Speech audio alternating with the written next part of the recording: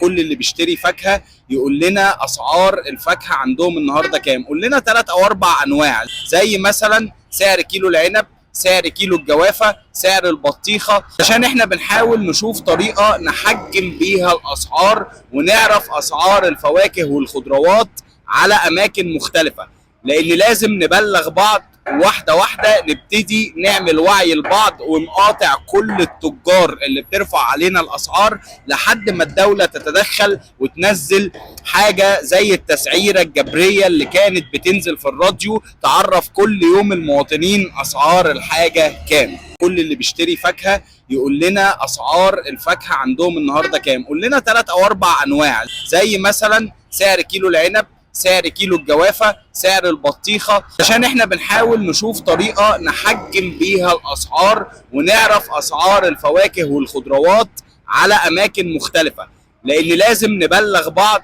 واحده واحده، نبتدي نعمل وعي لبعض ونقاطع كل التجار اللي بترفع علينا الاسعار لحد ما الدوله تتدخل وتنزل حاجه زي التسعيره الجبريه اللي كانت بتنزل في الراديو تعرف كل يوم المواطنين اسعار الحاجه كام.